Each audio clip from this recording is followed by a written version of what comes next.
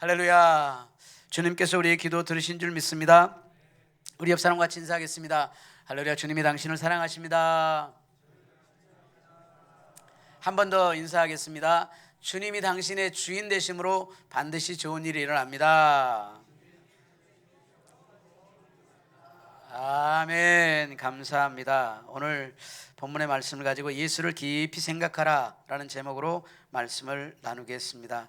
말씀은 우리 혼탁한 인생을 살아가는데 빛과 등대 역할을 합니다. 오늘 히브리서 저자는 이스라엘 백성들에게 무너진 신앙을 다시 일으켜 세우는 그런 역할을 이 말씀을 통해서 우리에게 하게 되는데, 히브리서는 예수 그리스도의 이 절대적인 우월성을 가진 분인 것을 비교 분석하면서 그렇게 기록해 놓고 있습니다. 1장 2장에서 보면 천사와 예수님을 비교해서 천사보다 예수님께서는 훨씬 더 우월하시고 탁월하신 분이다 라고 예수님에 대해서 소개를 하고 있고, 3장에서는 모세와 예수님을 비교하십니다. 모세는 이 종으로서 이 아버지 하나님께 충성하였고 예수 그리스도는 아들로서 충성하였다, 이렇게 말씀을 하면서 예수 그리스도는 이 하나님의 아들이시고, 그리고 예수 그리스도는 그 아들로서 충성되이 하나님의 일을 감당하셨다, 이렇게 얘기를 하고 있습니다.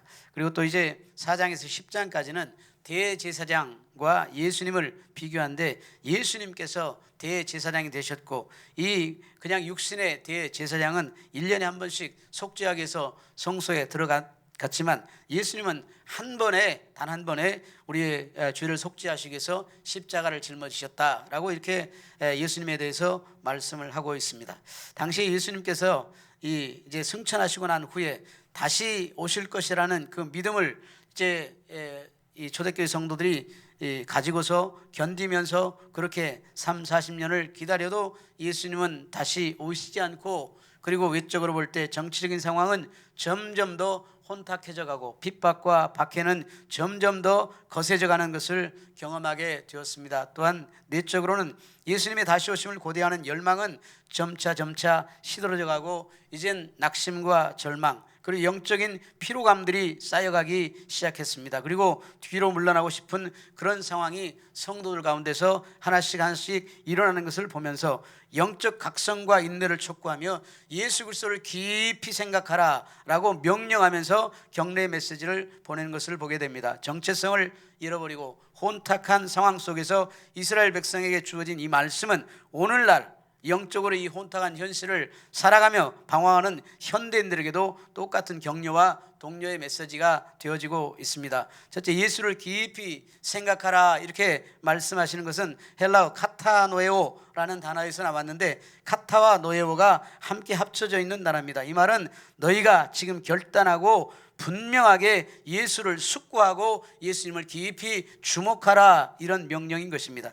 이는 단순히 성경을 쓱 눈으로 읽고 지나가거나 그냥 예배 한번 쓱 일주일에 한번 드리고 그냥 끝장 내버리는 것이 아니라, 또 빠르게 성경을 통독하면서 지나가 버리거나 잠깐 우리가 하나님 말씀을 5분 10분 묵상하고 조용하게 묵상하는 그런 정도가 아니라 삶 전체를 투자해서 주님을 묵상하라라는 것입니다. 시간과 마음을 들여 정성을 들여 지속적이고 집중해서 살피고 생각하는 것을 이야기하는 것입니다. 성경 말씀을 대하는 우리의 지금 태도를 다시 한번 점검해 보는 시간이 되기를 주님의 이름으로 축복합니다. 예수님께서 한 율법사가 가장 크고 첫째 되는 계명이 무엇이냐고 물었을 때 이렇게 대답하셨습니다. 예수께서 이르시되 네 마음을 다하고 목숨을 다하고 뜻을 다하여 주 너의 하나님을 사랑하라 하셨으니 이것이 크고 첫째 되는 계명이요 둘째도 그와 같으니 내 이웃을 네 자신과 같이 사랑하라 하셨으니 이 두 계명이 온 율법과 선지자의 강령이니라. 강령이라는 말은 강한 명령이라는 것입니다. 세상에 할 일도 많고 사랑할 것도 많은데 무엇 때문에 예수님에게 이렇게 목숨을 건 사랑을 해야 하는 것일까? 여러분과 저에게 예수 믿는 것은 목숨처럼 중요한 일입니다. 믿으십니까? 그렇습니까? 이 세상 사람들은 이해가 가지 않는 그런 이야기입니다. 그래서 이야기는 예수님을 안 믿는 사람들이 하는 이야기가 아니라 주님을 영접하고 주님을 조금 안다고 하는 저와 여러분을 향한 하나님의 강력한 요구이자 명령인 것입니다. 우리는 적당히 주님을 믿고 싶어 합니다. 적당히. 아는 것이 병이라고 너무 가까이 하고 깊게 알면 다친다. 골치 아픈 일이 생긴다, 책임질 일이 많이 생기니 적당히 거리 들고 신앙생활하자. 그렇다고 너무 멀리하면 또 끈이 떨어지면 안 되니까 끈을 유지해야 돼. 적당히 예수를 믿자. 적당히. 성도가 아닌 그저 회원으로서 그렇게 자격과 의무를 상실하지 않는 범위 내에서 신앙생활을 하려는 사람들이 많습니다. 예수님의 제자의 삶을 살아가는 것이 아니라 군중과 무리의 삶을 살아가는 사람들이 예수를 믿는 사람들 중에서도 많다는 이야기입니다. 그런데 주님은 이런 신앙 태도를 가장 싫어하시는 것을 주님께서 말씀하십니다. 주님은 우리에게 뭘 요구하시냐? all in을 요구하십니다. 내 마음을 다하고 목숨을 다하고 뜻을 다하여 주 너희 하나님을 사랑하라. Love the Lord your God with all your heart, with all your soul, with all your mind. This is the first and greatest commandment. 이것이 온 마음을 다하고 온 목숨을 다하고 그리고 온 뜻을 다하여서 주 너희 하나님을 사랑하라. 몰빵하라는 것입니다. 그렇습니다. 내 운명을 주님께 맡기라는 이야기입니다. 흥하든지 망하든지 성하든지 쇠하든지 주님을 전적으로 신뢰하며 살겠다는 각오와 결단을 하라는 이야기입니다.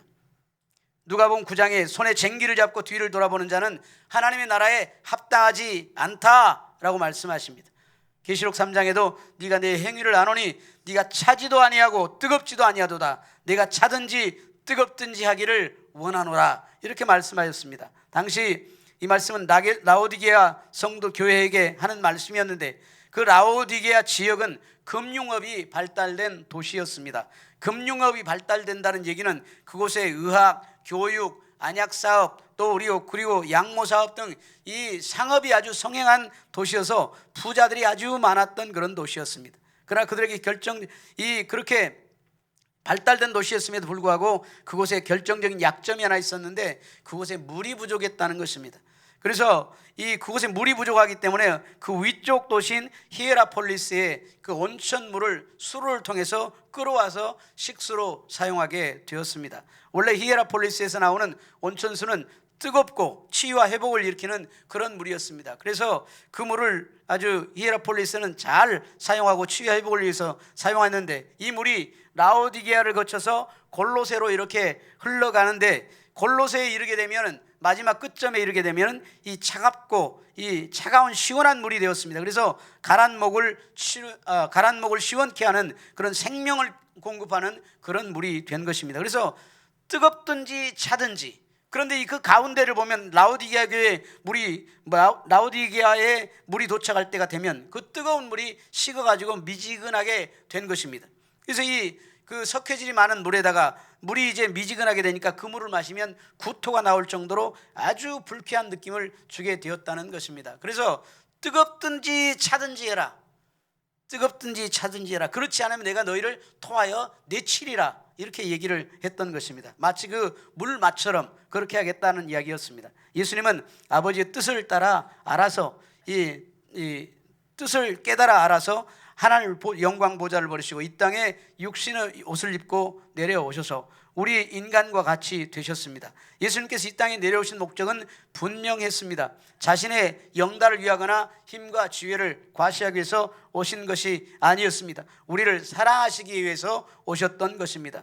그래서 예수님께서 오신 목적을 이제 한 8가지로 구분해 볼 수 있는, 첫째는 죄인을 구원하시기 위해서 오셨다. 성경이 우리에게 기록하고 있습니다. 누가복음 19장에 인자가 온 것은 잃어버린 자를 찾아 구원하려 오셨다. 디모데후서 전서 1장에도 미쁘다 모든 사람이 받을 만한 이 말이여 그리스도 예수께서 죄인을 구원하시려고 세상에 임하셨다 하였도다.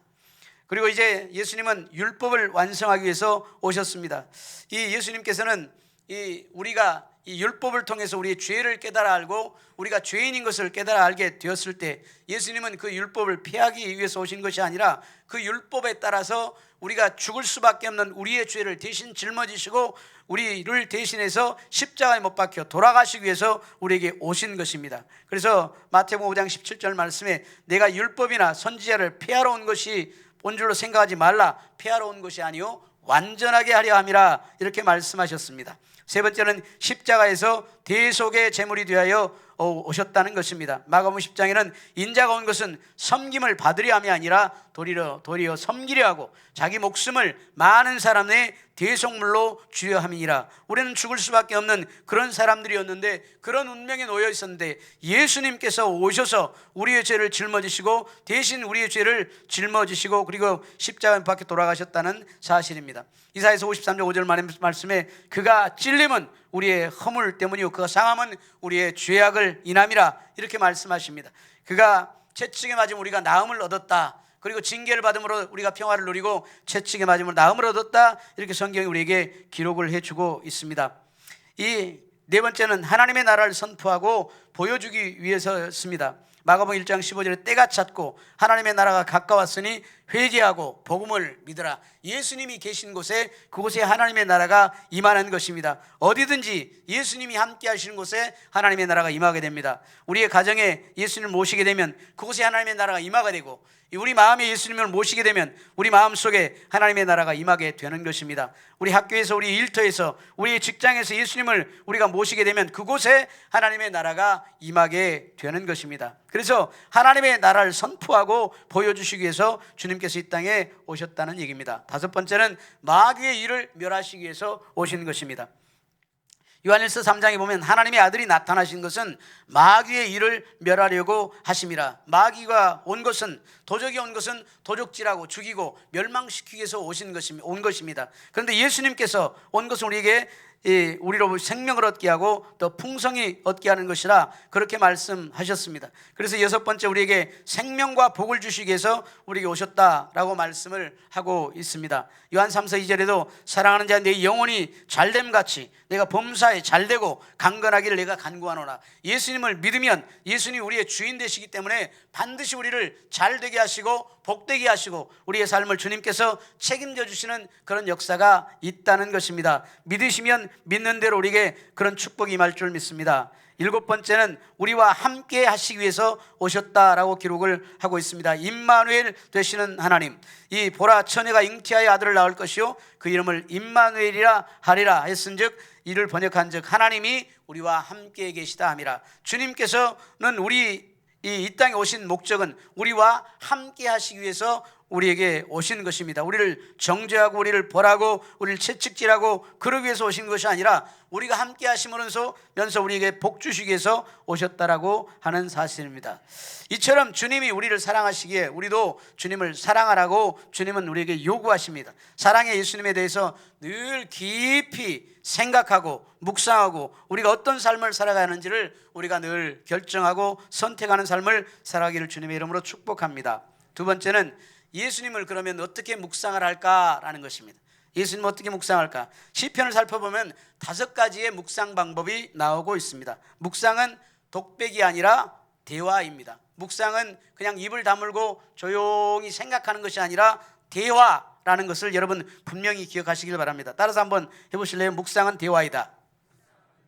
주님과 대화하는 것이 묵상이라는 겁니다. 5가지 묵상 방법이 있는데, 첫째는 입으로 읊조리는 묵상이 있습니다. 이것을 하가라고 이야기합니다. 히브리어로 낮은 소리로 중얼거리다, 되뇌이다, 읊조리다, 그리고 소처럼 되새김질을 하다라는 이 의미가 들어 있습니다. 이 시골에서 소를 키우다 보면 소가 이제 낮에는 풀을 뜯어먹고 저녁에는 그냥 그르릉 하면서 이 묵었던 이 풀들을 다시 꺼내가지고 되새김질해서 다시 넘기고 하는 것을 우리가 볼 수가 있습니다. 그렇게 이 소처럼 되새김질을 하는 것을 이야기하는 것입니다. 하나님의 말씀을 계속해서 낮은 소리로 중얼거리면서 되새김질하면서 묵상을 하는 것입니다. 소리 없는 사색이 아니라 입으로 반복하는 묵상입니다. 머리로만 생각하는 것이 아니라 입으로 반복해서 우리 몸에 새겨 넣는 것을 말하는 것입니다. 시편 63편의 말씀을 내가 나의 침상에서 주를 기억하며 새벽에 주의 말씀을 작은 소리로 읊조릴 때라고 이렇게 이야기를 하고 있습니다. 그때는 읊조릴 때라는, 찬송할 때라는 것인데, 여러분 아침에 새벽 일찍 일어나서 하나님 말씀을 묵상하면서 그 말씀을 계속해서 말씀을 묵상하고 또 읊조리고 또 계속해서 반복해서 그 말씀을 입으로 되새기는 것, 그것을 이야기하는 것입니다. 두 번째 묵상의 방법은 하나님께 아뢰는 것입니다. 이것을 시야라고 합니다. 깊이 생각하고 말로 풀어내는 것을 이야기합니다. 마음속의 생각을 말로 풀어내는 것, 그것을 이야기합니다. 이것을 기도로 우리가 이야기를 할 수가 있습니다. 우리가 마음속에 생각하는 것을 그냥 마음속에 간직하지 말고 그것을 주님과 대화하면서 기도로 입술로 풀어내는 것입니다. 이 풀어낼 때 하나님께서 우리에게 큰 은혜를 주실 줄 믿습니다. 이 기도로 우리가 풀어낼 때, 그때 우리 생각이, 우리 마음이 듣고 우리의 또 육신이 듣고 우리의 귀가 듣고 이렇게 되어서 우리 육신도 강건해지고 우리 마음도 강건해지는 것을 이야기하는 것입니다. 그리고 세 번째는 이제 분별하고 통찰하는 묵상이 있습니다. 이것을 빈이라고 헬라어 히브리어로 이야기합니다.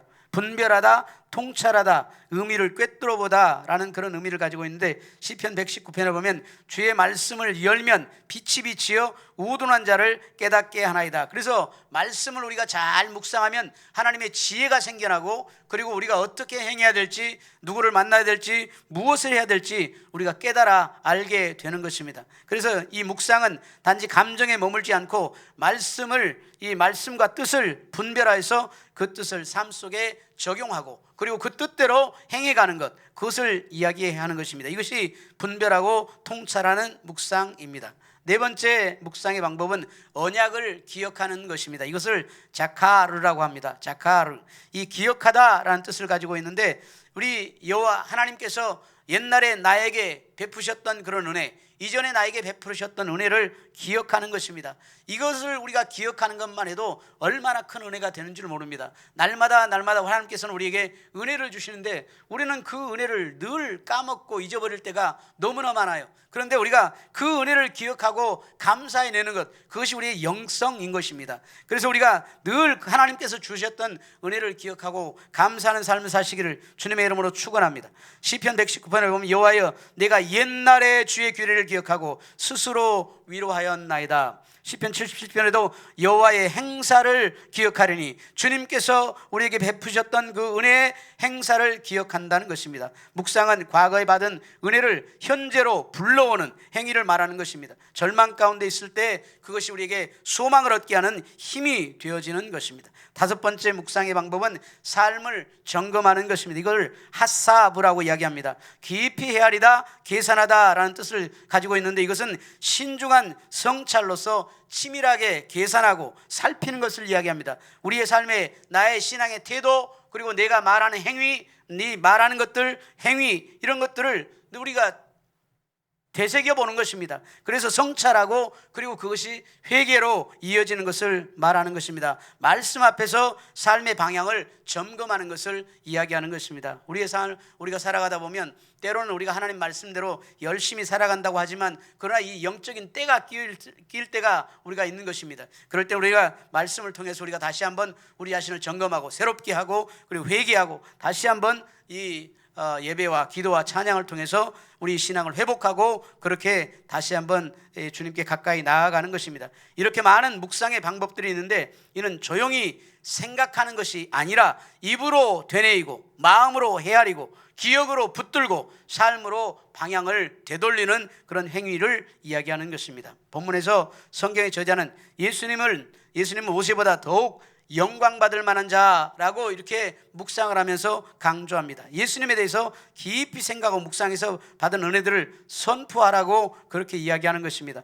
성경에는 유명한 인물들이 정말 많습니다. 그런 성경의 유명한 인물들을 생각하면서 그들의 발자취를 살펴보는 것도 중요합니다. 그러나 그들의 삶의 발자취는 예수님의 오실 것과 예수님께서 이 땅에서 이루실 일들을 예표하고 증언하는 퍼즐의 한 조각과 같은 그런 것입니다. 예수님은 하나님의 아들로서 보내심을 받아 육신의 고향인 이 땅에 사시면서 맡겨진 일에 충성을 다했습니다. 그런데 모세는 이 종으로서 충성을 다했다 이렇게 기록하고 있습니다. 종과 아들은 완전히 그 신분이 다른 것입니다. 같은 일을 해도 종은 사명이 끝나면 잘했다 칭찬받고 보상을 받으면 그만입니다. 그러나 아들은 아버지와 함께 먹고 자고 함께 살아가는 것입니다. 아버지의 것이 내 것이 되고 아버지의 권세가 내 권세, 아버지의 축복이 나의 축복이 되어지는 것입니다. 그럼 우리의 정체성은 뭡니까? 여러분과 나의 정체성은 어떻습니까? 예수님께서 이 땅에 오셔서 우리의 죄를 구속하시고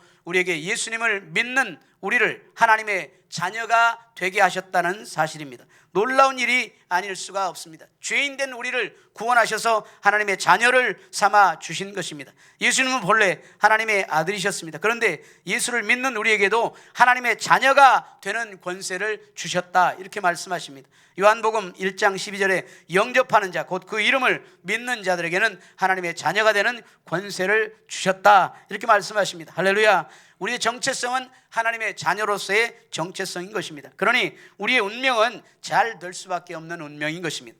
우리의 노력이나 우리의 공로로 하나님의 자녀가 된 것이 아니라 주님을 믿음으로 그런 축복을 얻게 된 것입니다. 우리 이제 가정에서 보면 우리 부모님들이 신앙생활을 잘 했는데 자녀들은 그렇게 신앙생활을 못하는 경우가 너무 많은 것을 보게 됩니다. 우리가 부모가 우리가 신앙생활을 잘했다고 해서 자녀가 꼭 신앙생활을 잘한다는 그런 보장이 없는 시대를 우리가 살아가고 있습니다. 어떻게 해야 됩니까? 그러면 우리 자녀들이 어렸을 적에 우리가 이 세상 가치관으로 우리 자녀들을 양육하고 교육하는 것이 아니라 하나님의 말씀으로 양육하고 교육하는 것입니다. 그래서 성경의 이야기를 어렸을 때 자주 들려주는 것입니다. 앉아서 그리고 식사할 때 그리고 또 대화할 때 이 성경의 이야기를 자주 들려주고 그리고 우리 자녀들이 그 하나님 말씀을 늘 기억하고 살아갈 수 있도록 그렇게 우리 자녀들을 키워주면 우리 자녀들이 나중에 이제 성장해서 비록 그때는 우리가 예수 그리스도를 잘 모를지라도 이제는 성장하고 나면 예수님을 인격적으로 개인적으로 영접하고 그리고 하나님의 자녀가 돼서 어두운 세상, 죄 많은 세상 그리고 이 방황할 수밖에 없는 그런 세상 가운데서 주님을 붙잡고 승리하는 삶을 살아가게 되어지는 것입니다.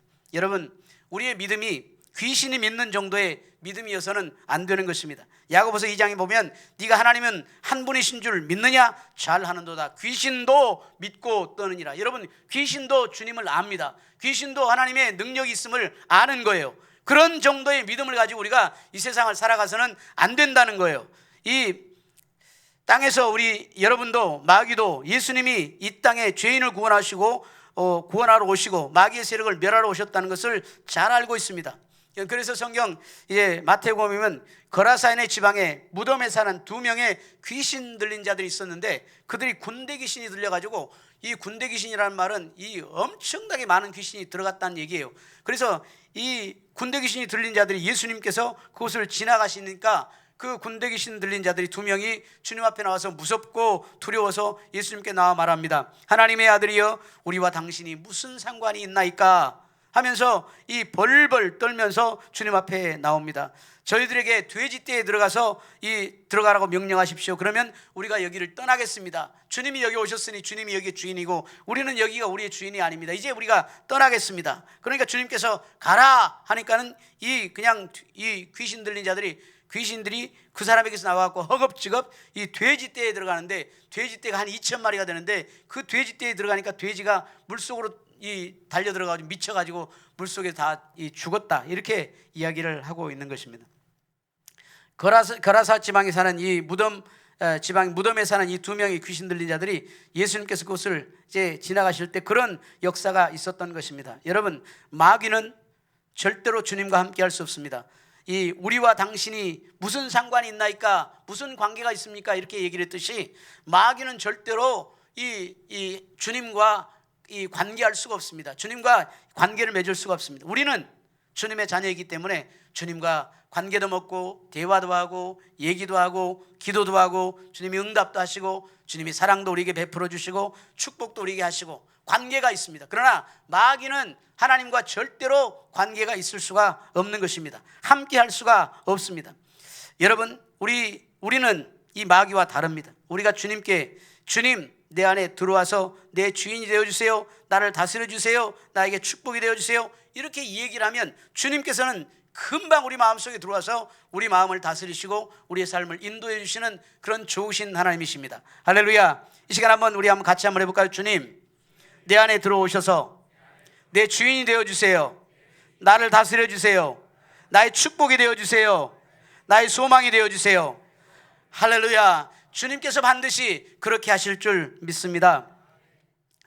주님이 계신 곳에는 마귀가 한 시간도 견디지 못하고 모조리 도망갑니다. 그리고 그곳이 하나님의 나라가 되어버리는 것입니다. 주님이 없는 곳에는 마귀가 점령하고 역사하는 것입니다. 그러니 우리 마음 가운데 늘 주님이 거하시도록, 우리 가정에 늘 주님이 거하시도록, 할렐루야, 우리 자녀들 가운데 주님이 거하시도록 그렇게 우리의 삶을 주님께 내어드리는 삶을 살기를 주님의 이름으로 축원합니다. 그러려면 우리가 말씀을 묵상하고 예수를 우리 마음 가운데 늘 받아들여야 되는 것입니다. 주님을 가까이 하기 위해서 예배의 삶을 살아야 되는 것이고 성령 충만한 삶을 살아야 되는 것입니다. 그것이 우리가 온 세상에 마귀와 가득 차 있는 세상을 살아갈 이유인 것입니다. 마귀를 공중의 권세 잡은 자라고 이야기를 합니다. 공중의 권세 잡은 자, 이 세상에 마귀로 가득 차 있습니다. 악한 영들로 가득 차 있는 것입니다. 그래서 죄악이 이 땅에는 관영하게 되어 있는 것입니다. 마귀는 죄악이 가득한 세상에서 권세를 잡고 우리를 유혹하고 넘어뜨리려고, 우리를 죄짓게 하고 우리를 넘어지게 하는 것입니다. 그러나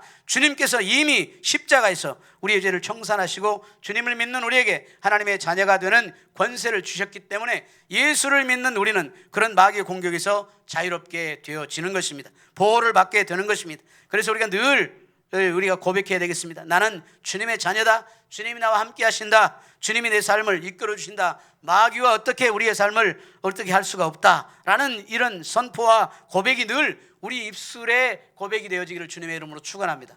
그냥 마음속으로 생각하는 것과 말로 고백하는 것은 완전히 다른 것입니다. 그래서 우리가 늘 입술의 고백으로 그렇게 선포하는 저와 여러분 되시기를 주님의 이름으로 축원합니다. 이번 2월 한 달이 그렇게 주님을 깊이 묵상하고 그리고 주님과 대화하고 대화한 것들을 그렇게 선포하는, 주님과 동행함으로 승리하는 그런 한 달이 되기를 주님의 이름으로 축복합니다. 그리고 세 번째는 소망을 붙잡으라, 이렇게 성경이 우리에게 말씀하십니다. 예수 그리스도를 믿으면 반드시 한 가지 변화가 생기는데 마음 가운데 소망이 생깁니다. 소망이 생깁니다. 오늘 본문 6절에는 그리스도는 하나님의 집을 맡은 아들로서 그와 같이 하셨으니 우리가 소망의 확신과 자랑을 끝까지 굳게 잡고 있으면 우리는 그의 집이라. 우리가 예수 안에서 소망을 가지고 주님을 자랑하며 믿음으로 굳게 서면 우리는 하나님의 집이고 예수님은 그 집을 보호하시는 분이 된다라는 것입니다. 우리 한번 따라서 해보십시다. 나는 하나님의 집이다. 예수님은 하나님의 집을 보호하신다. 아멘. 그래서 주님께서는 하나님의 집인 저와 여러분을 반드시 보호하시는 역사가 있게 되는 것입니다. 여러분, 내가 확실한 믿음을 가지고 예수님을 모시고 살아가면 세상에 어떤 환난 풍파가 닥친다 해도 그것은 큰 문제가 되지 않는 것입니다. 주님께서는 화를 복으로 바꾸시고 절망을 소망으로 바꾸시고 저주를 축복으로 바꾸시고 죽음을 생명으로 바꾸시고 아픔과 슬픔을 기쁨으로 변화시키는 놀라운 일을 하고 계시는 것입니다. 사실 우리에게 뭔가 어렵고 힘든 일들이 있다면 그것을 우리가 늘 두려워할 때가 있고 그리고 이제 걱정하고 염려할 때가 많이 있는데 이것을 하나님께 맡기시면 하나님께서 역사를 일으켜서 뒤집어 놓는 그런 역사가 있습니다. 베트남에서 한 번은 벤탄 시장이라는 곳에서 큰 불이 났습니다. 너무나 큰 화재가 났기 때문에 전 세계적으로 유명한 그런 뉴스거리였는데 그곳에 금빵이 아주 몰려 있었습니다. 큰 화재로 인해서 모든 쇳덩이들이 다 녹아내렸습니다. 금을 금고에 넣어두었는데 이제 금을 넣어둔 그 금고, 무쇠로 만들어둔 그 금고가 다 녹아져 내릴 정도로 뜨거운 그런 열기가 있었습니다. 손해가 이만저만이 아니었는데 그런 화재 속에서 녹아내리지 않고 멀쩡한 금고가 있었습니다. 그 금고 안에 있는 금들은 다 안전하게 보호가 되어졌던 것입니다. 그것이 바로 한국산 금고였습니다. 그래서 이름도 별로 알려지지 않았던 그 한국산 금고가 하루아침에 유명한 금고가 되어가지고 베트남의 전역의 금고 시장을 점령해버리는 그런 역사가 있었습니다. 이렇게 하나님께서 역사하시면 한 번에 뒤집어지는 역사가 있는 것입니다. 우리 하나님은 역전의 하나님, 할렐루야, 역전시키시는 하나님, 뒤집어 놓으시는 그런 하나님을 믿으시기를 주님의 이름으로 축원합니다.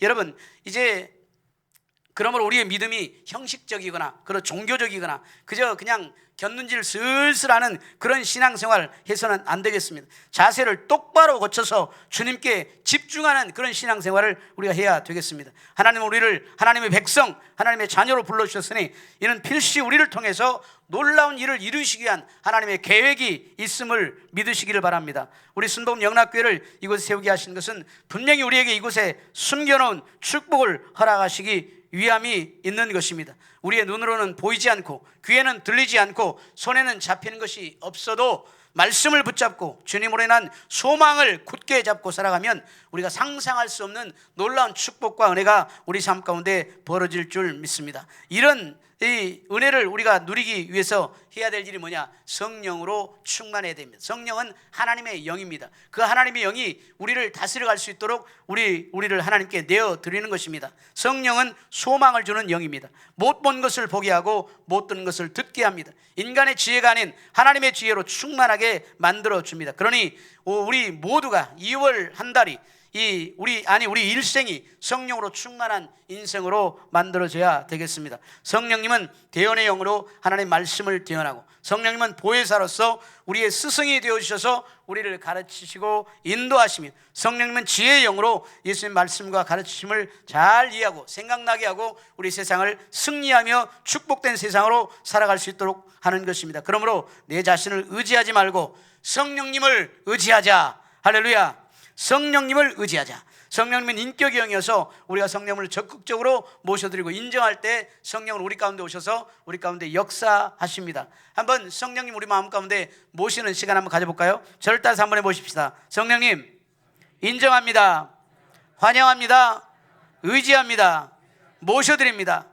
오셔서 나의 갈급한 영을 채워주옵소서. 채워주옵소서. 간절한 마음으로 기도합니다. 아멘. 자, 이렇게 할 때 하나님께서 우리에게 놀라운 은혜와 축복을 허락하시고 성령께서 역사하심으로 우리의 삶이 복된 삶이 되어질 줄 믿습니다.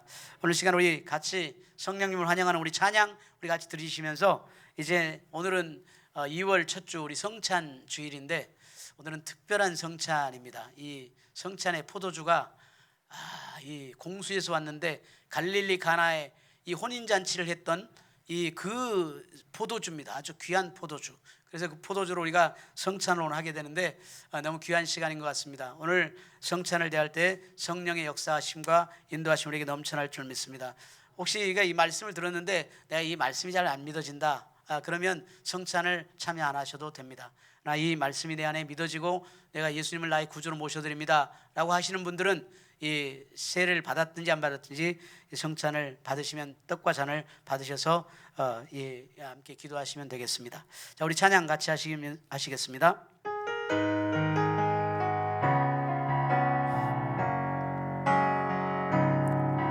오늘 이곳에 계신 성령님 우리에게 말씀하시고 우리를 가르치소서. 닫힌 우리 마음 열어주시고 주의 빛으로 밝혀 우리를 인도하소서. 주님보다 앞서지 않고 겸손하게 주님의 말씀 기다리니 주님 손에 우릴 드립니다. 사랑으로 인도하소서. 한 번 더 하겠습니다. 오늘 이곳에 계신 성령님 우리에게 말씀하시고 우릴 가르치소서. 닫힌 우리 마음 열어주시고 주의 빛으로 밝혀 우릴 인도하소서. 주님보다 앞서지 않고 겸손하게 주님의 말씀 기다리니 손에 우릴 드립니다. 사랑으로 인도하소. 주님보다 앞서지 않고 주님보다 앞서지 않고 겸손하게 주님의 말씀 기다리니 주님 손에 우릴 드립니다. 사랑으로 인도하소서. 아멘. 오늘 시간 말씀을 생각하면서 주님 우리 가운데 모십니다. 성령 우리 가운데 오셔서 우리를 인도하여 주옵소서. 오늘 시간 또 성찬을 대하게 되는데 하나님 우리의 죄악을 씻어주시고 성찬을 통하여 주님과 내가 하나 되는 그런 역사가 있도록 하나님 우리를 축복하여 주옵소서. 오늘 기도할 때 우리 성찬 위원들 나오셔서 성찬 준비를 해주시길 바랍니다. 할렐루야. 좋으신 아버지 하나님, 주님 은혜와 사랑을 감사합니다. 오늘 시간 아버지 주님께서 우리에게 은혜를 허락하여 주시고 하나님 아버지 2월 첫 주 하나님 아버지 귀한 예배를 주님께 올려드리게 하심을 주님 고맙고 감사합니다. 하나님의 성령으로 우리 안에 충만하게 주님 역사하여 주시옵소서. 예수님의 십자가의 보혈의 은혜가